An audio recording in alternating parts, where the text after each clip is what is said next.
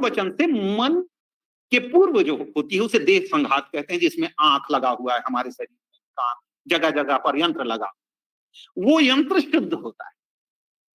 इसके आगे फिर मन शुद्ध होता है।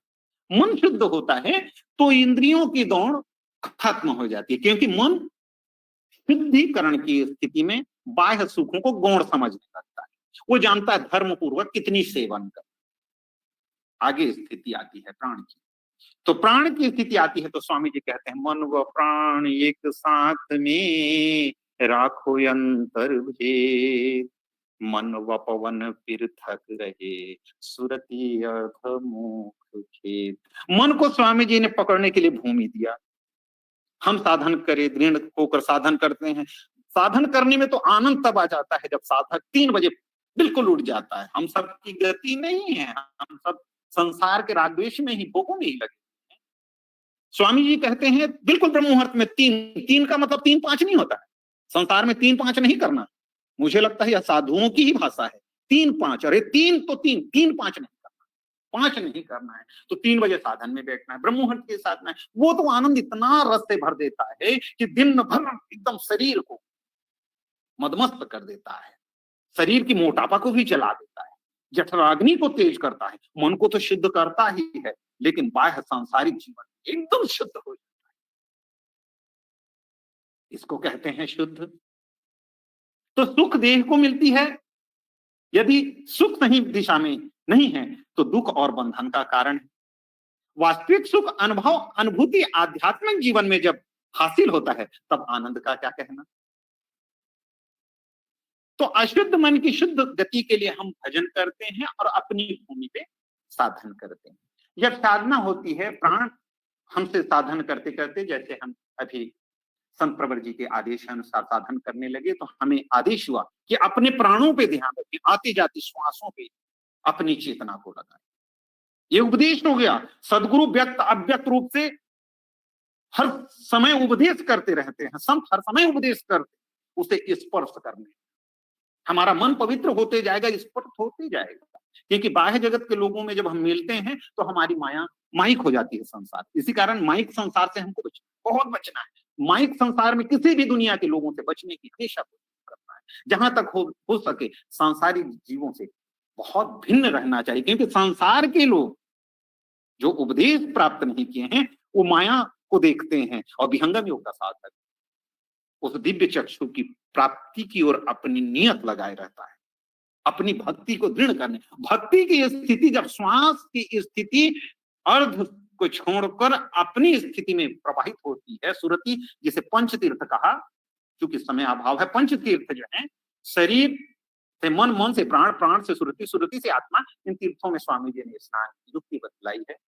जब इसमें युक्त हो जाता है तब वह मन पवित्र की स्थिति में आता है। तो सदगुरु का दर्शन जब हम पाते हैं तो अपनी राग द्वेष की बातें ना कहकर अपनी आध्यात्मिक अनुभूति, जिसे हम किसी के साथ नहीं कर सकते, किसी के साथ ना शेयर किया जा सकता है। मान लीजिए आप अग्नि में घुस गए वास्तविक जीवन में, तो क्या उसे किसी कहोगे तो कोई लाभ होने वाला है? बल्कि आपका इज्जत करेंगे, अरे आपकी साधना अच्छी है, तो क्या मुझे अपनी साधना बतानी है? यहाँ नहीं, यहाँ तो अपनी साधना और अपनी जीवन की अनुभव को बताना प्रारंभ किया और आपकी स्थिति अर्ध की ओर प्रारंभ हो जाएगी, यानी फिर से नीचे की ओर चले जाएंगे। माता जी का दर्शन पाते हैं तो हमारे शरीर में 4-6 महीना तक झंझनाहट होता है, सनसनाहट होता है, आंसू बहती है। ये कौन सी प्रेम है?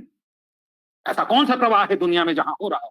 सदगुरु का दर्शन प्राप्त करते ही साधक जो हैं एक पल भी उसका जमीन में पैर नहीं रहता। ये कौन सा शक्ति है इस दुनिया में जो कार्य कर रही है? वही शक्ति है जो काल को मार देती है, वही शक्ति है जहां पर मन का गमन नहीं है, इंद्रियों की गमन नहीं, वहां पहुंचा देती है। मातृ शक्तियों को इतना अच्छा जीवन है कि जन्म लेते ही उनको नौकरी मिल जाती है। हर घर का हर कार्य करना, यही ये भी तो नौकरी है। माँ की सेवा करना, शादी के बाद बच्चों की सेवा करना, पति की सेवा, ये तो नौकरी मिल गई। नौकरी के साथ साथ अभ्यंतर हित साधन का अगर पति मातृशक्ति है तो उसका जीवन तो सोने में सुहा जाए। उनका तो जीवन सोने में सुहागा है। पुरुष तो अपने जीवन भर लगा रहेगा, उसको तो अध्यात्म प्राप्त हो गया तो दृढ़ता तो प्राप्त करेगा सेवा सत्संग भजन से। किंतु माता की शक्ति देखिए, माता का जीवन देखिए कितना पवित्र है, कितना शुद्ध है। और मां अगर ना होती तो बच्चा को जीवन ही नहीं मिलता। आपने देखा कृष्ण की, भगवान कृष्ण की उत्पत्ति कैसे होती है, उसको मारने के लिए कैसे ढूंढा जाता है, मां ही रक्षा करती है, तब बच्चे की प्राण और पूरी जीवन मिलती है। प्रेम कहां से प्रकट होती है, मां और शिशु से होती है। जब अध्यात्म को भी हम जानना चाहते हैं तो गोद आता है, देव सदा फलदुभ्या। गोद, जब हम गोद में सदगुरु के बैठ जाते हैं, अर्थात गोद की जब बात आती है तो माँ की गोद आती है, माँ की गोद आती है तो नारी की बात आती है, जब नारी की बात आती है तो प्रेम की बात आती है, प्रेम की बात आती है तो प्राण की रक्षा की बात आती है, जब प्राण की रक्षा की बात आती है तो जीव के उद्धार की बात आती है, जीव के उद्धार की बात आती है तो सदगुरु की याद आती है, जब सदगुरु की याद आती है तो जीव का कल्याण सुनिश्चित। कितना सुंदर जीवन है, कितना अच्छा सत्संग है। हमें सत्संग हमेशा करना चाहिए। और कहने को तो आनंद बहुत है, अध्यात्म को तो सात समंद की मसी करूं लेखन सब बटराई, और धरती सब कागज करूं गुरु गुण दिखा। क्योंकि अभ्यांतर भेद साधन पथ है। हम सबको गुरु के शरण पाने के लिए जो गुरु ने उपदेश कर दिया बस वही हमारे लिए, हमारे सत्य नाम धन खेती। और ये खेती में नफा बहुत है संतन का।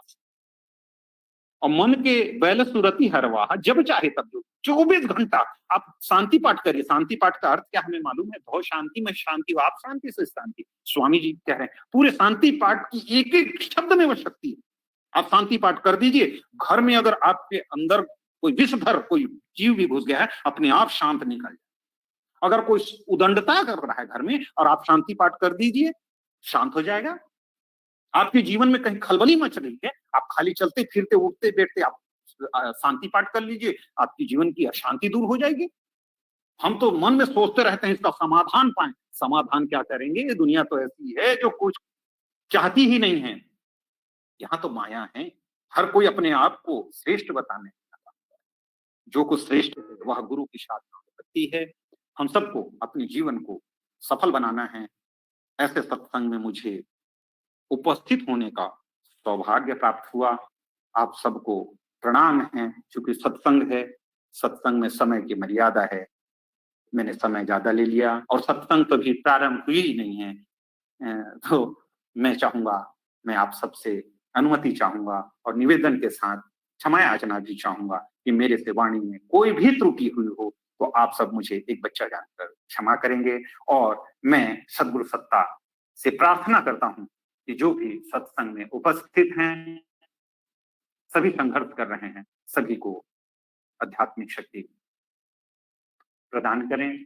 मैं सद्गुरु सत्ता को कोटिशः प्रणाम करते हुए अपनी इस व्यक्ति वाणी को सद्गुरु चरणों में प्रणाम निवेदित करते हुए यहीं पर विराम देता हूं। आप सबको प्रणाम। जय सद्गुरुदेव।